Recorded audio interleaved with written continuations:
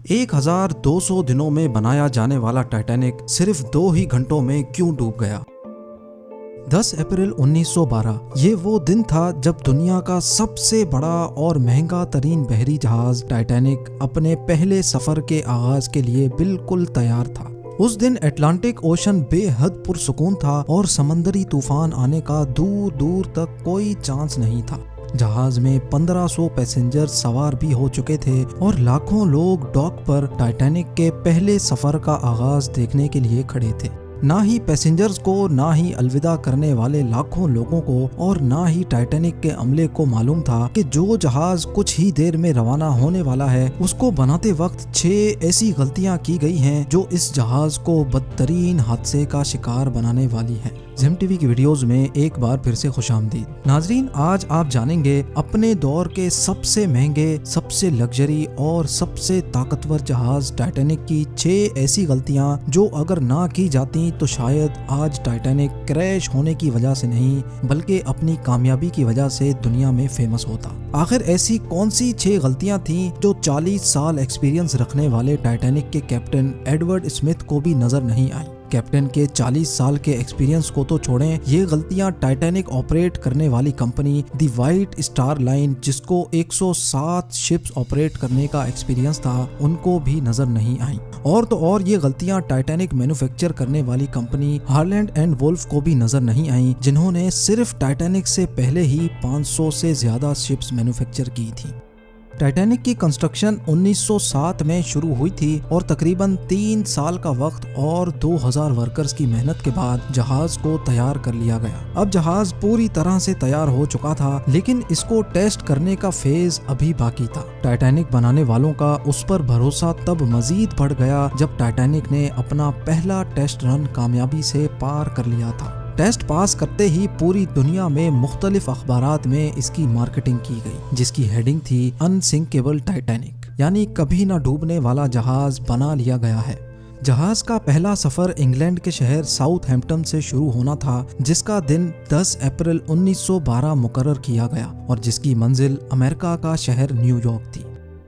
Titanic के economy portion में सफर करने की कीमत $30 जबकि फर्स्ट क्लास में सफर करने की $150 थी, जो आज के दौर में 3,40,000 रुपए बनते हैं। इस मार्केटिंग के नतीजे में यकायक सारी टिकट्स बुक कर ली गईं और आखिरकार वो दिन आ ही गया जब टाइटैनिक अपने पहले सफर का आगाज करने वाली थी। मिस्टेक नंबर 1, दोपहर को ठीक 12 बजे टाइटैनिक ने अपने पहले सफर का आगाज कर दिया और साथ ही टाइटैनिक की गलतियां सामने आना शुरू हो गईं। कैप्टन स्मिथ को मालिकान की तरफ से डेडलाइन मिल चुकी थी कि किसी भी सूरत में 17 अप्रैल तक, यानी सिर्फ 7 ही दिनों में न्यूयॉर्क पहुंचना है। इसी वजह से कैप्टन ने जहाज की रफ्तार शुरू से ही बहुत तेज रखी थी और यही थी टाइटैनिक की सबसे पहली गलती। कैप्टन स्मिथ को मालिकान की दी गई इंस्ट्रक्शंस और प्रेशर की वजह से न्यूयॉर्क जल्द से जल्द पहुंचना था, क्योंकि ये टाइटैनिक का पहला सफर था और अगर वो न्यूयॉर्क टाइम से ना पहुंचते तो टाइटैनिक की रेपुटेशन को काफी नुकसान होता।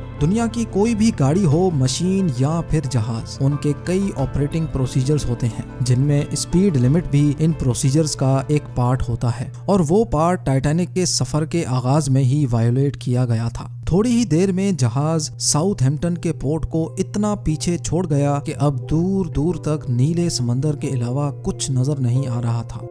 मिस्टेक नंबर 2, अब टाइटैनिक को चलते हुए 3 दिन गुजर चुके थे। फ्रांस और आयरलैंड में थोड़ी देर के स्टॉप के अलावा टाइटैनिक पिछले 72 घंटों से मुसलसल न्यूयॉर्क की तरफ बढ़ता चला जा रहा था।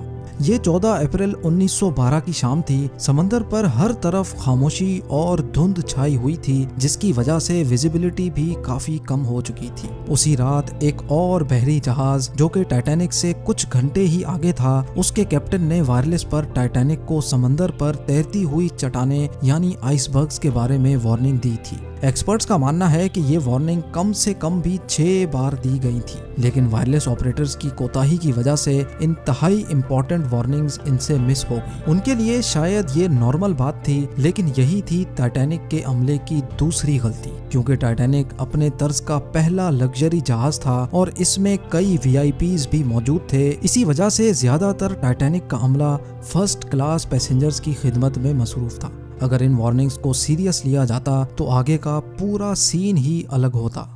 मिस्टेक नंबर 3, जहाज की स्पीड भी ज्यादा थी और उनसे एक बहुत इंपॉर्टेंट वार्निंग भी मिस हो चुकी थी। टाइटैनिक अब तेजी से इंतहाई बेखौफ अंदाज में आइसबर्ग की रेंज में बढ़ता चला जा रहा था, लेकिन अभी भी टाइटैनिक को हादसे से बचाया जा सकता था क्योंकि जहाज के पहरेदार अलर्ट थे, जो किसी भी आइसबर्ग की इत्तला दूर से देखने पर ही कैप्टन को देने के लिए रेडी थे। लेकिन दूर से देखने के लिए इनके पास एक चीज मौजूद ही नहीं थी और वो चीज थी दूरबीन। जी हाँ, पहरेदार अलर्ट तो थे, लेकिन वो आइसबर्ग को दूरबीन ना होने की वजह से दूर से नहीं देख सके और यही थी टाइटैनिक की तीसरी गलती।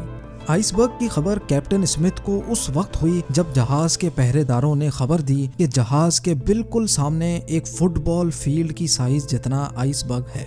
लेकिन अब बहुत देर हो चुकी थी क्योंकि आइसबर्ग इंतहाई करीब आ चुका था। मिस्टेक नंबर 4, क्योंकि अटलांटिक ओशन में अक्सर शिप्स को ऐसे आइसबर्ग्स का सामना करना पड़ता है जिसको बड़े बड़े बहरी जहाज आराम से हैंडल कर लेते हैं। शायद कैप्टन स्मिथ ने भी यही सोचा था। आइसबर्ग की खबर मिलते ही कैप्टन स्मिथ ने जहाज के इंजन बंद करने का हुक्म दिया और साथ ही टाइटैनिक का रुख बदलने का भी ऑर्डर दिया। बेशक कैप्टन स्मिथ ने आइसबर्ग से बचने की बहुत कोशिश की, लेकिन फासला इतना कम रह गया था कि कुछ भी करना फजूल साबित हुआ। आइसबर्ग अब टाइटैनिक के सेंटर से टकरा चुका था, लेकिन टाइटैनिक के अभी भी बचने की काफी उम्मीद बाकी थी।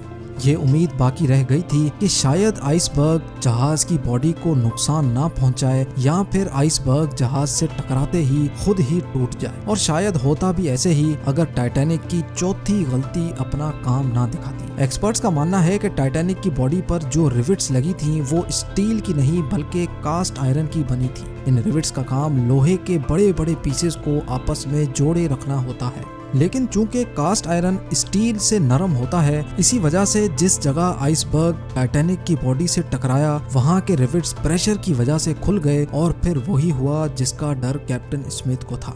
मिस्टेक नंबर 5, टाइटैनिक की टक्कर एक फुटबॉल फील्ड जितने बड़े आइसबर्ग से हो चुकी थी और अब जहाज के निचले हिस्से में पानी भरना शुरू हो चुका था। इस खतरनाक तसादुम ने पूरे अमले और पैसेंजर्स को अलर्ट कर दिया था और साथ ही जहाज में मौजूद टाइटैनिक के मालिक जोसेफ ब्रूस को भी। बेशक टाइटैनिक में पानी भरना शुरू हो गया था, लेकिन अभी भी टाइटैनिक के बचने की उम्मीद बाकी थी, क्योंकि टाइटैनिक को ऐसे डिजाइन किया गया था कि अगर इसके 3 फ्लोर्स में पानी भर भी जाए फिर भी ये नहीं डूब सकता। लेकिन बदकिस्मती थी इस जहाज की कि 3 फ्लोर्स को क्रॉस करके पानी अब 4थे फ्लोर तक जा पहुंचा था। अब मामला हाथ से निकल चुका था। टाइटैनिक आहिस्ता आहिस्ता ओशन में डूबता जा रहा था। अब जहाज की फिक्र किए बगैर इसमें मौजूद पैसेंजर्स की जान बचाने का वक्त आ चुका था। कैप्टन स्मिथ ने रेडियो पर इमरजेंसी अलर्ट जारी कर दिया। जब तक कोई मदद के लिए आता तब तक पैसेंजर्स को लाइफ बोट्स में शिफ्ट करने का प्लान किया गया, लेकिन इस मौके पर 5वीं गलती ने अपना काम दिखा दिया। जी हाँ, जहाज में टोटल 32 लाइफ बोट्स की जगह थी, लेकिन कोताही की वजह से सिर्फ 20 बोट्स ही रखी गई थी। पैसेंजर्स थे 1500 और बोट्स थी सिर्फ 20। मिस्टेक नंबर 6, हर तरफ अफरा तफरी का आलम था और हर शख्स उन चंद गिनी चुनी कश्तियों में सवार होना चाहता था। 12:45 पर पहली इमरजेंसी कश्ती समंदर में उतारी गई, लेकिन यहाँ हुई एक और छठी गलती।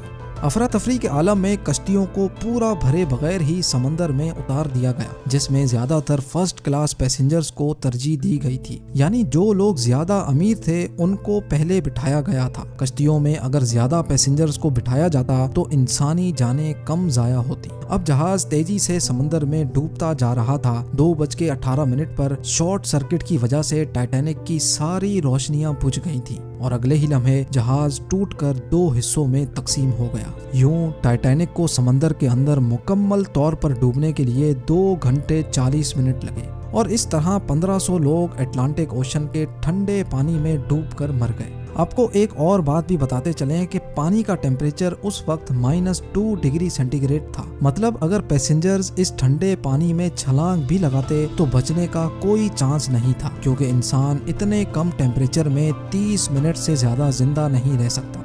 कहा जाता है कि मरने वालों की तादाद 1500 से भी काफी ज्यादा थी, क्योंकि जिन लोगों की जहाज के अमले से जान पहचान थी उनमें से काफी लोग जहाज पर बगैर टिकट सवार हुए थे। जिंदा बच जाने वालों में सबसे ज्यादा तादाद बच्चों और खवातीन की थी।